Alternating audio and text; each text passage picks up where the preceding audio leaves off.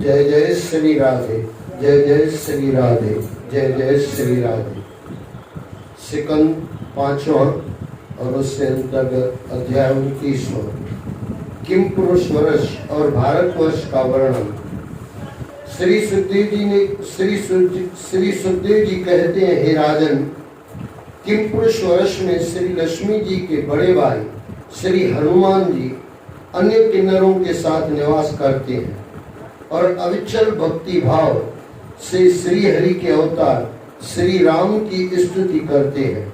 वे गंधर्वों सहित परम कल्याणमयी श्री राम की कथा का गान करते हैं। वे कहते हैं, हम ओंकार स्वरूप पवित्र कीर्ति भगवान श्री राम को नित्य नमस्कार करते हैं। आप मर्यादा पुरुषोत्तम मार्ग और पवित्र आचरणों से युक्त हैं। आपका स्वरूप लोक रक्षक का है। आप माता पिता और गुरुजन के भक्त तथा अपने सहोदर भ्राताओं के सहनशील अग्रज हैं। आप विशुद्ध बोध स्वरूप अद्वितीय स्वयं प्रकाश सर्वात्मा परम शांत अहंकार शून्य जगत के तारणहार है। हम आपको नमन करते हैं। भारतवर्ष में भगवान का नर नारायण रूप स्थित है। इसमें आपकी तपस्या, धर्म, ज्ञान, वैराग्य, ऐश्वर्य, शांति और उत्तरोत्तर ऊपर उड़ते हुए आत्म स्वरूप को प्राप्त कराती है।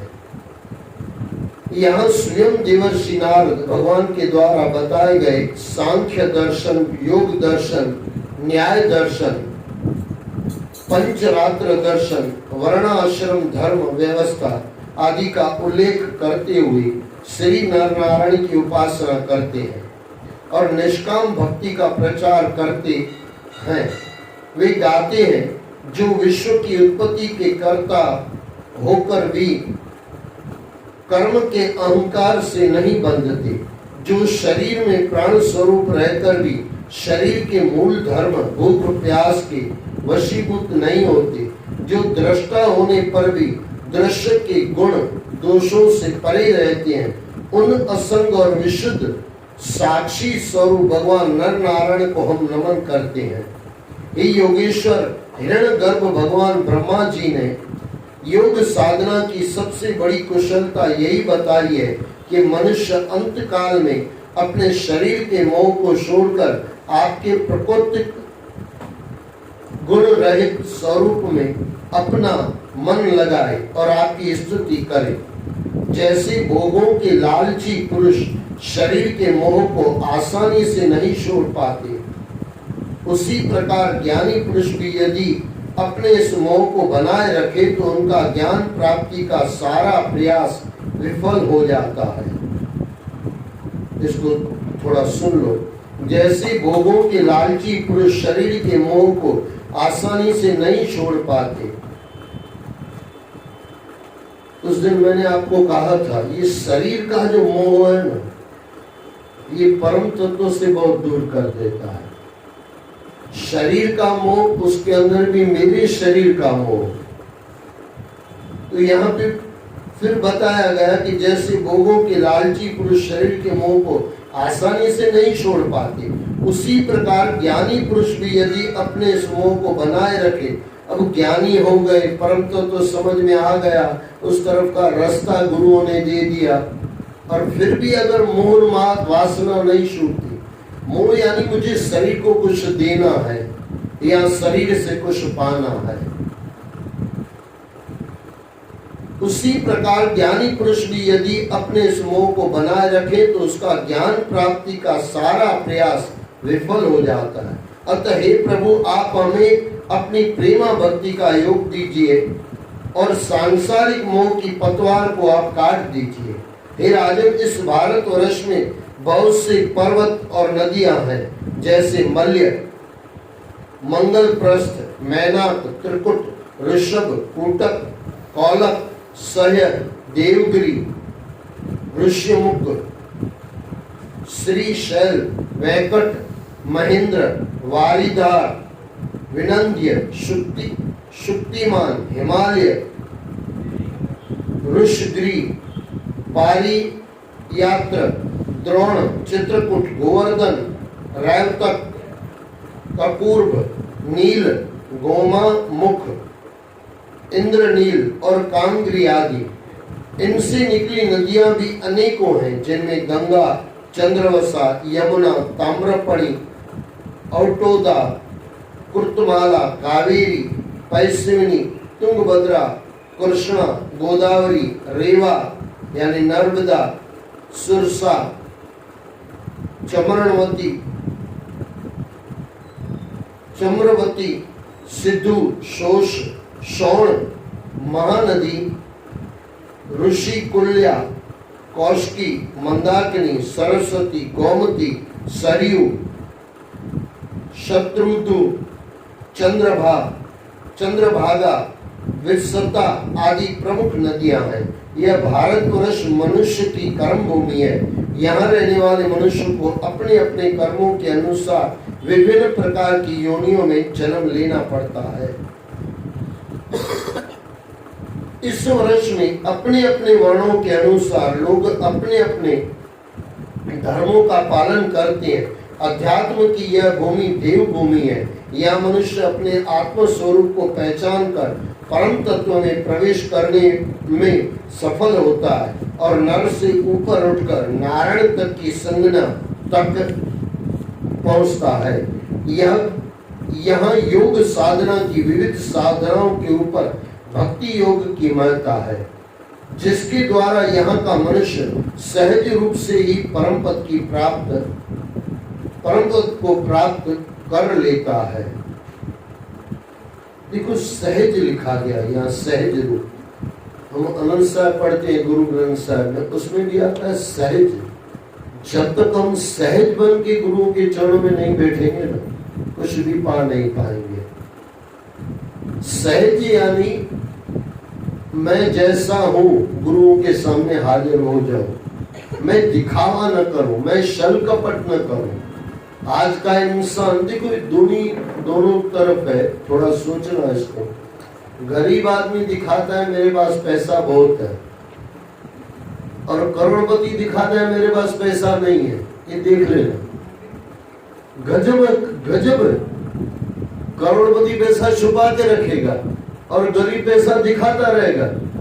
आपने कहानी भी सुनी होगी, कोई माता थी और कहीं से वो वीटी लेके आई, सोने की वीटी लेके आई। अब सबको दिखाई कैसे कि ये सब के सहेलियों के साथ बात कर रही है, तो पता नहीं चल रहा है कि इसके पास सोने की वीटी है। उसने क्या किया, घर में आग लगा दी और बाहर बैठ गए। अब सब माताएं आई, बोले क्या हुआ तेरे घर को, घर जल रहा? बोले हाँ घर तो जल रहा है। वह हाथ ऊपर कर रही है। अब किसी माता का हाथ गया, बोले ये सोने की वीटी कहां से लाई? अरे बोले यही दिखाने की, तो घर जल गया पूरा। और ये हकीकत है, आपने देखा होगा, गरीब आदमी दिखाता है मेरे पास पैसा बहुत है, और करोड़पति दिखाता है मेरे पास पैसा नहीं है। ये दोनों छल कपट कर रहे हैं। जब तक ये छल कपट रहेगा ना, क्योंकि कपट में हमारा पूरा ध्यान होता है ना, ये थोड़ा समझने का प्रयास करना। छल कपट परमात्मा को क्यों पसंद नहीं है? जैसे हम हैं वैसा नहीं है, वो दिखाना है। अब ज्ञानी को दिखाना है कि मैं अज्ञानी हूं, तो ये भी नहीं चलेगा। और अज्ञानी को दिखाना मैं ज्ञानी हूं, बड़ा सा तिलक करना पड़ेगा, महाराज स्वामी जैसे धोती पहननी पड़ेगी, ये सब नाटक करना पड़ेगा। और महाराज स्वामी तो ज्ञानी है, उन्होंने धोती पहनी है, लेकिन हमारे धोती पहनने से महाराज स्वामी थोड़ी हो जाएंगे। थोड़ा समझना पड़ेगा। जो भी छल कपट है यानी दिखावा है, दिखावे के अंदर पूरी जिंदगी व्यतीत हो रही है, इंसान समझ नहीं रहा। जैसे है वैसे परमात्मा की तरफ आ जाए तो बहुत कुछ हो जाता है। सहज यानी मुझे कुछ नहीं आता तो कुछ नहीं आता, मुझे आता है तो परमात्मा के चरणों में कहे तो ठीक है बाबा जी इतना मुझे आता है, बाकी का आप दिखा दो। ये अगर समझ में आ जाए, सहज रहना। एक संत को बाबा ने को किसी ने पूछा, बोले बाबा जी आपकी तपस्या क्या है? बोले जब नींद आती है तब सो जाता हूँ, जब भूख लगती है तो खा लेता हूँ, अब जब थोड़ा समय मिल जाता तो भजन कर लेता हूँ। अरे बोले ये कौन सी बड़ी भक्ति है? बोले तू करके देखना, आप कई बार देखना भूख नहीं होती है तो भी आप खा लेते हो। अच्छा कई बार भूख होती है और खाता ही नहीं है, ये भी होता है। ये सब जो क्रियाएं हैं ना सहज है, उसको सहज रहने दो, इसको कुछ छल कपट में मत ले जाओ। जैसे है भगवान ने पैसा दिया, ठीक है थोड़ा बहुत दिखाओ, ज्यादा दिखावा ना हो, हम भी कहते हैं गरीब है वो पैसा दिखाने का कहाँ मतलब है। लेकिन ये छल कपट जो होता है वो परम तत्व से दूर कर देता है। अब कभी भी देखना जैसे आप हो वैसे, मान लो कि आपको क्रोध आया है, अब आप क्रोध को आपने दबा दिया तो होगा क्या? आपका पूरा ध्यान क्रोध दबाने में जाएगा। अब अंदर तो क्रोध है, डबल क्रोध आएगा उल्टा। छल कपट यानी जैसा सिंपल है वैसा उसको आवरण डालना है। आवरण डालने के लिए बहुत कुछ करना पड़ेगा। अभी यहाँ पे समझो कि मैं यहाँ पे पर्दा लगा दूं, पर्दा लगाने में मुझे टाइम लगेगा कि नहीं? पर्दा तो फिर भी थोड़े टाइम में लग जाएगा, लेकिन छल कपट का जो पर्दा है वो परमात्मा से बहुत दूर कर देता है। जैसे हम हैं वैसे हो जाएं, परम तत्व के आगे आ जाएं, गुरुओं के चरणों में आ जाएं तो आनंद आ जाए। यहाँ योग साधना की विविध साधनाओं के ऊपर भक्ति योग की महत्ता है, जिसके द्वारा यहाँ का मनुष्य सहज रूप से ही परम पद को प्राप्त कर लेता है। देवगण भी भारतवर्ष में उत्पन्न हुए लोगों की इस प्रकार महिमा गान करते हैं। भारतवर्ष में जिन जीवों ने जन्म लिया है उन्होंने अवश्य कोई महान पुण्य किए हैं, तभी श्री हरि उन पर बेहद प्रसन्न रहते हैं। इन सौभाग्य के लिए तो हम भी तरसते हैं। हमें कठोर व्रत और यज्ञ करके यह जो स्वर्ग प्राप्त हुआ है यह भारत भूमि के भोगों के सामने तुच्छ है, क्योंकि यहाँ श्री नारायण की स्मृति स्वर्ग सुखों के कारण कभी होती ही नहीं है। यहाँ संसार के भोगों की सहज प्राप्ति भले ही हो, सत्संग और ईश्वर सुमरण का यहाँ सौभाग्य प्राप्त नहीं होता है। स्वर्ग में भी ये सब नहीं होता, सत्संग नहीं होता, ईश्वर सुमरण नहीं होता, वहाँ भोग भोगे जाते हैं। हाँ परमात्मा की इच्छा से भोगे जाते हैं, इसके लिए पाप नहीं है।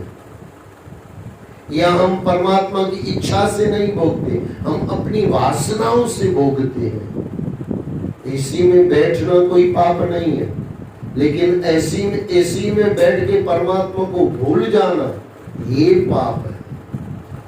थोड़ा समझ लो, भोग भोगते हुए अगर परम तत्व याद आ जाए, परमात्मा याद आ जाए, तो उस भोग में हमारी वृत्ति नहीं रहेगी, क्योंकि वृत्ति तो परमात्मा में लगी। आपने सुना होगा गोपियों ने कहा था मन तो एक है, वो तो कृष्ण के साथ गया। अब एसी में अगर बैठ के परमात्मा की याद आए, एक मन परमात्मा को दे दिया तो मन तो एक ही है। फिर एसी में बैठो या वैसे बैठो, कोई दिक्कत नहीं। चलते चलते परमात्मा याद आए, हर दुख में परमात्मा याद आ जाए। पहले तो सुखों में याद करो। देखो श्लोक है, आपने सुना है, दुख में स्मरण सब करे, सुख में करे न कोई, जो सुख में स्मरण करे तो दुख काहे को हो। देखो दुख में तो हम याद करेंगे, सबको पता है, दुख में करीब करीब परमात्मा याद आता ही है। भूल कहाँ होती है पता है? सुखों में याद नहीं करते। अगर सुखों में परमात्मा याद आ जाए ना तो दुखों में तो आता ही है, सबको आता है। दुखों में सबको आता है, क्योंकि दुख में कोई अपने दिखते ही नहीं है, परमात्मा ही दिखता है। लेकिन सुखों में हमारे संबंधी बहुत दिखते हैं, होते नहीं है।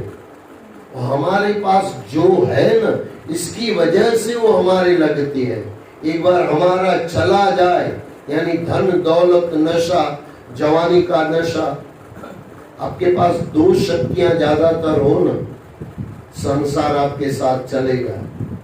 एक तो आपके पास त्रिवय शक्ति हो, पैसे की शक्ति, फिर संपत्ति में भी द्रव्य शक्ति आ जाती है, और दूसरा आपकी शरीर की शक्ति, जवानी की शक्ति। ये जब दोनों चला जाए फिर परमात्मा आए। इससे ऐसा जवानी में और द्रव्य में परमात्मा अगर याद आ जाए, आनंद आ जाए। जब द्रव्य हो न हो, पहले तो सब सुखों में इतना याद कर लो, पक्का कर लो आज, सुख में हम कभी परमात्मा को भूलेंगे नहीं। अगर आपने पक्का याद कर लिया कि सुख में परमात्मा को भूलेंगे नहीं, तो परमात्मा का नियम है, बेटे दुख में मैं तुझे भूलूंगा नहीं। जवानी में तू याद कर ले, बुढ़ापे में बाबा याद करेगा। ये पक्की बात है। एक बार हमारा, लेकिन शुरुआत हमारी होगी, अंत परमात्मा का होगा। जवानी हमारी है, परमात्मा तरफ चले, बुढ़ापा परमात्मा के चरणों में सौंप दो, आनंद आ जाएगा। सत्संग और ईश्वर स्मरण का यहाँ सौभाग्य प्राप्त नहीं होता। भारत में धीर पुरुष एक क्षण में ही अपने मरण धर्मा शरीर से किए समस्त कर्मों को भगवान श्री नारायण को अर्पित करके अभय पद प्राप्त कर लेते हैं। यह वह भूमि है जहाँ भगवान की लीलाओं की अमृतमयी कथा निरंतर बहती है, जहाँ भगवान श्री हरि की पूजा नृत्य गीता आदि के साथ पूरे समारोह के साथ नहीं होती हो। जहाँ भगवान श्री हरि की पूजा नृत्य गीता आदि के साथ पूरे समारोह के साथ नहीं होता हो, वह चाहे ब्रह्मलोक ही क्यों न हो, वहाँ कदापि नहीं रहना चाहिए। देखो, जहाँ पे गीता का ज्ञान न हो, जहाँ के संतों की महिमा न हो, संतों के पद न गाए जाते हो, सत्संग न हो, बोले वो ब्रह्मलोक भी क्यों न हो, छोड़ दो उसको। और छोड़ के दिखाया किसने? हमारे हनुमान महाराज ने। सुनी होगी आपने कथा। भगवान ने कहा चलो हमारे साथ। बोले बाबा वहां आप होंगे, आपकी कथा होगी। अरे बोले मैं हूँगा। तो बार बार जब हनुमान महाराज ने कहा, बोले बाबा आप तो होंगे, कथा होगी कि नहीं? बोले बेटे कथा तो नहीं होगी। बोले बेटे आप है बाबा, आप से बड़ा आपका नाम, राम से बड़ा राम का नाम। और राम, हनुमान महाराज ने राम का नाम पकड़ लिया। और ये पृथ्वी पे अभी भी हैं, लोग कहते हैं, और अधिकारी पुरुष को हनुमान के दर्शन होते हैं। हम अनधिकारी हैं, इसके लिए हनुमान हमारे लिए बहुत दूर है। बाकी अधिकारी पुरुषों को कहा जाता है और सुना जाता है, कई लोगों से, संतों से मैंने सुना, आज भी हनुमान महाराज दर्शन देते हैं। लेकिन अधिकारी बने तो सही, हम अधिकारी तो है नहीं। 10 रुपए में बिकने वाला इंसान, उसको हनुमान कहाँ से मिलेगा? 1000-2000 में हम लोग अपना धर्म बेचने वालों के लिए कहाँ परमात्मा मिलेगा? आज कई लोग कहते हैं परमात्मा है क्या? अरे है क्यों नहीं भाई। 10-20 रुपए में बिकना छोड़ दे। अरे पहले तो सत्य के लिए क्या क्या होता था, आप पढ़ो इतिहास। बाबा हरिश्चंद्र क्या क्या कर लिया सत्य के लिए। अब ऐसे को परमात्मा मिलेगा ना, हमारे जैसे को कैसे मिलेगा? थोड़ा लक्ष्मी से हटे तो लक्ष्मी का नारायण दिखने में आ जाए। अब लक्ष्मी दिख दिए तो नारायण कैसे दिखेगा?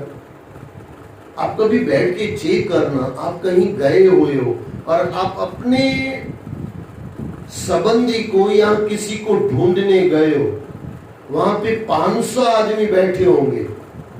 आपको कोई पूछेगा, मान लो कि आप यहाँ आए, आपका कोई मित्र है, आपका कोई भाई है, आपका पति है, बेटा है, आप यहाँ ढूंढने आए, आपको नहीं मिला, आप वापस गए। बाहर किसी ने आपको पूछा, बोले वहां पे इंदर भाई साहब बैठे थे। आपको बोले कि मुझे पता ही नहीं है, मैं तो अपने को ढूंढने गई थी, मुझे क्या पता। बस यही होता है, लक्ष्मी को देखते देखते देखते नारायण बगल में बैठा रहता है, दिखाई नहीं देता है। लक्ष्मी से नजर हटे तो नारायण दिखने में आ जाए, अपनों से नजर हटे परमात्मा दिखने में आ जाए। बहुत आसान है, कोई बड़ी बात नहीं है। कई बार कहा जाता है कठिन है, कठिन नहीं है। अपनों से नजर हटाना कठिन है, ये कठिन है, परमात्मा कठिन नहीं है। जैसे मैंने आपको कहा, आप किसी को ढूंढने गए हो, अब देखो आपकी यहाँ पे 3-4 अलग अलग तरह की कुर्सियां हैं। आप जब बैठते होंगे ना अपनी कुर्सी, यानी अपने हिसाब की कुर्सी ढूंढोगे, उसके सामने 2-3 कुर्सी पड़ी होगी, आपका ध्यान ही नहीं जाएगा। अब ये क्या हो जाता है, हमारे दिन में फिट हो जाता है कि ये टाइप की मुझे कुर्सी चाहिए, अब ये वाली लक्ष्मी चाहिए, तो वो वाला नारायण कहां से दिखेगा? पास में होगा तो भी नहीं दिखेगा। नजर हटी तो दुर्घटना दूर हो गई, और नजर घटी तो घटना हो गई। यानी नजर मिलाई तो घटना हो गई, दुर्घटना हो गई। और नजर संसार से हटा दो, गुरुओं के चरणों में मिला दो, परम तत्व मिल जाता है।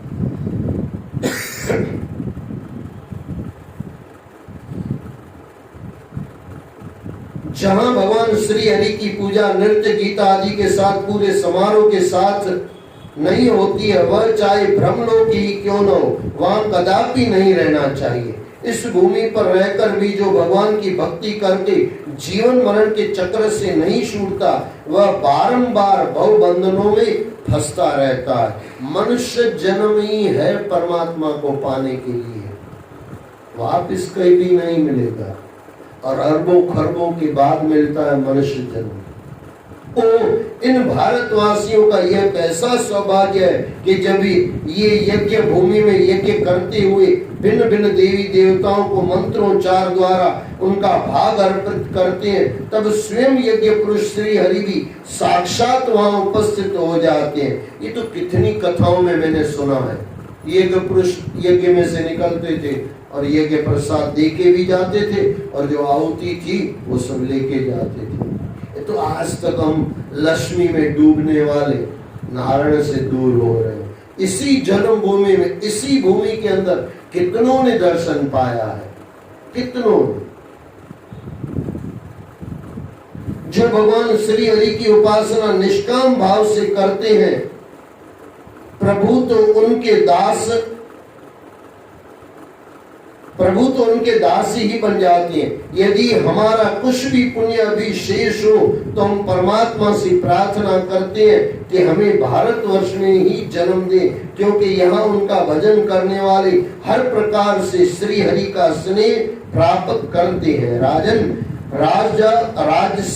राजा सगर के पुत्रों ने अपने यज्ञ के घोड़े को ढूंढते हुए इस पृथ्वी की चारों ओर से खोदा था। उससे जम्बू द्वीप के अंतर्गत 8 उपद्वीप बन गए थे। वे स्वर्णप्रस्थ, चंद्र शुक्ल, आवर्तन, रमणक, मंदरहरण, पांचजन्य, सिंहल और ताम्रपणि श्रीलंका है। भरत श्रेष्ठ, जैसा मैंने गुरु मुख से सुना था मैंने तुम्हें सुना दिया।